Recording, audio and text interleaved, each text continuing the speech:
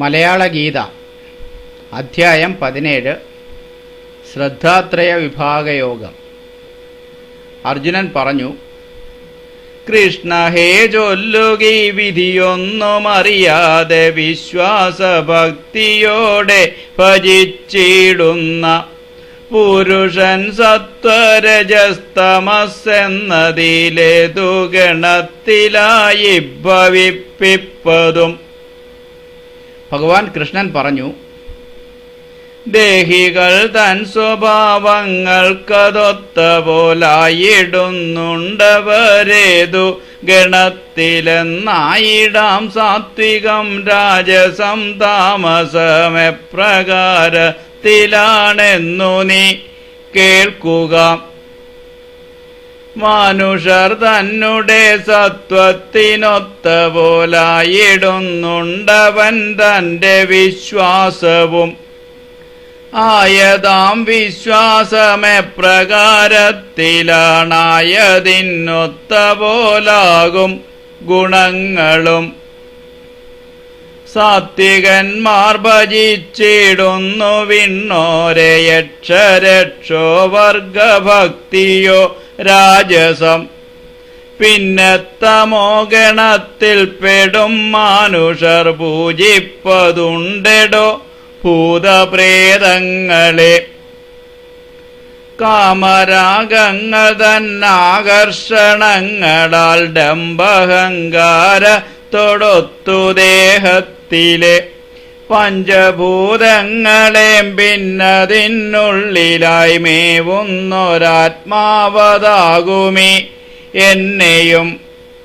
വിധികളൊത്തല്ലാത്ത ഘോരമാകും തപസ്സായതാൽ ക്രൂരമായി പീഡനം ചെയ്യുന്ന മൂഢരായിടുന്ന പക്വമല്ലാത്തൊരീ ബുദ്ധികളാസുര നിശ്ചയം ചെയ്തവർ. പ്രകൃതി തൻ മൂന്നു ഗുണത്തിനൊത്താകുന്നു മർത്യന്റെ ഇഷ്ടമാം ഭോജനത്തിൻ രുചി. ആയതുപോലെ യജ്ഞം തപസ്ദാനമീ മൂന്നതും മൂന്നു വിധം ശ്രവിച്ചിടു നീ. ആയുസ്സന്തർശക്തി ആരോഗ്യമീ ബലം സന്തുഷ്ടി സൗഖ്യ സംപോഷകം. ആയുള്ള രസയുക്തമാം കൊഴുപ്പൊട്ടു ചേർന്നുള്ളൊരീ ഹൃദ്യമാം ഭോജനം സാത്വികം തന്നെയും.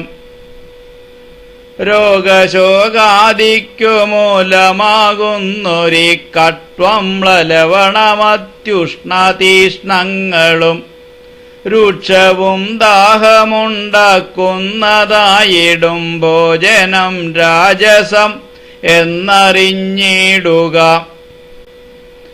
പാചകം ചെയ്തിട്ടു യാമം കഴിഞ്ഞതും സ്വാദറ്റു ചീത്തയായി ദുർഗന്ധമുള്ളതും ഉച്ഛിഷ്ടമായതും മേധ്യമല്ലാത്തതും ഇഷ്ടമാം ഭോജനം താമസന്മാർക്കെടോ.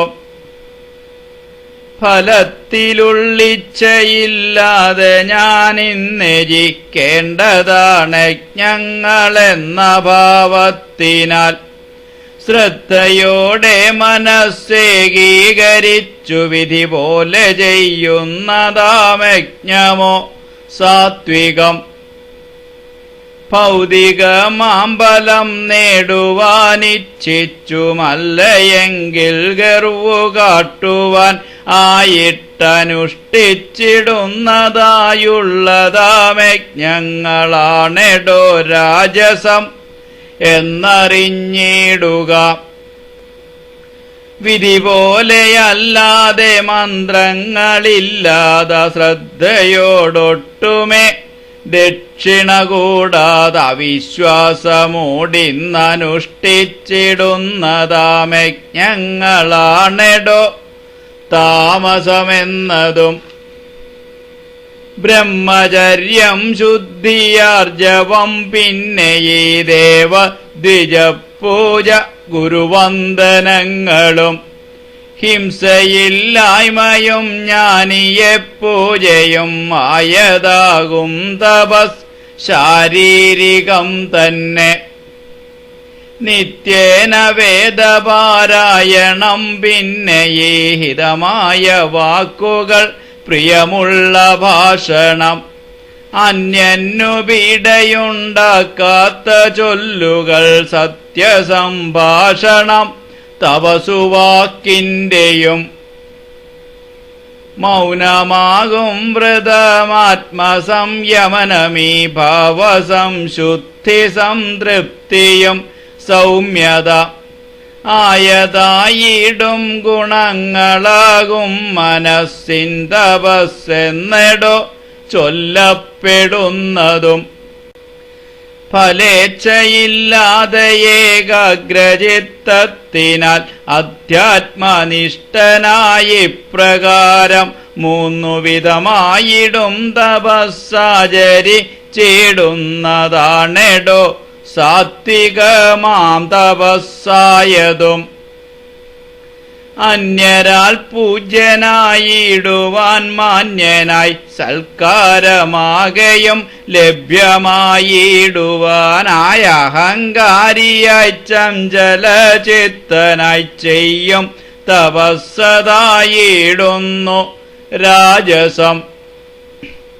മൂഢനായി പീഡനത്തോടങ്ങുകൂടിയങ്ങല്ലെങ്കിൽ അന്യനനിഷ്ടം ഭവിപ്പതിനായിട്ടനുഷ്ഠിച്ചിടും തപസ്സാണെടോ താമസം എന്നു ചൊല്ലുന്നു ധരിക്ക നീ.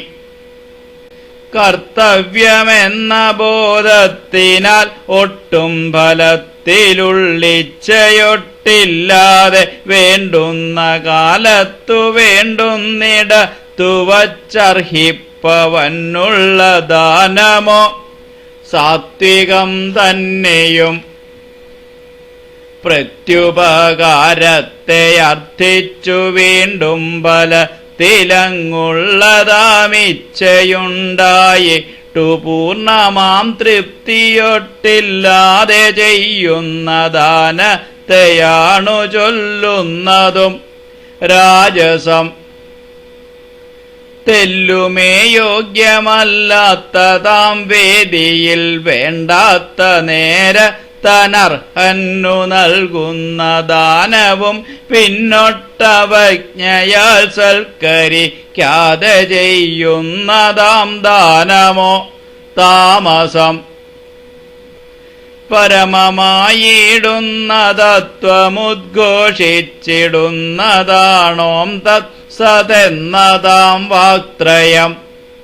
ഉരുവിടുന്നീ വാക്ത്രയം ബ്രഹ്മജ്ഞാനികളജ്ഞകർമ്മത്തിലും വേദമന്ത്രത്തിലും. ആകയാൽ പരമമാം പുരുഷനെ പ്രാപിപ്പതിന്നങ്ങു നിഷ്ഠയാൽ ബ്രഹ്മവിശ്വാസികളാചരിച്ചിടുന്ന യജ്ഞദാനം തപസ്സായവയ്ക്കാകയാരംഭം ഓങ്കാരവും. ഫലത്തിലുള്ളിച്ചയില്ലാതെ തത്ശബ്ദത്തെ ഉച്ചരിച്ചാണു യജ്ഞം തപസ്ദാനങ്ങളാചരിക്കുന്നതീ മോക്ഷേച്ഛുവായവരായതിൻ ലക്ഷ്യമാത്യന്തിക മുക്തിയും. സത്താണു പുരുഷോത്തമൻ തന്റെ ഭാവമി സത്തായിടുന്നു സാധുക്കൾ തൻ ഭാവങ്ങൾ. ആകുന്നു ശ്രേഷ്ഠമാം കർമ്മങ്ങളും സത്തതാകയാൽ സത്തു സത്തായി ഭവിപ്പതും. സ്ഥിതനായിടുന്നു സത്തജ്ഞദാനം തപസ്സെന്നുള്ള മൂന്നു കർമ്മത്തിലങ്ങായതിനായുള്ളൊരജ്ഞങ്ങളും സത്തതാകുന്നിതാകുന്നു സത്തെടോ പരമമാം പുരുഷനും. ശ്രദ്ധയില്ലാതെ ചെയ്യുന്നതാമജ്ഞവും ദാനകർമ്മങ്ങളും തപ്തമാകും തപസ്സായതായിടുമസത്തുക്കളോ വ്യർത്ഥമാകുന്നതുണ്ടു ലോകങ്ങളിൽ രണ്ടിലും. ഇപ്രകാരം മലയാള ഗീതയിലെ ശ്രദ്ധാത്രയ വിഭാഗയോഗം എന്ന പേരിലുള്ള 17-ാം അധ്യായം സമാപ്തം.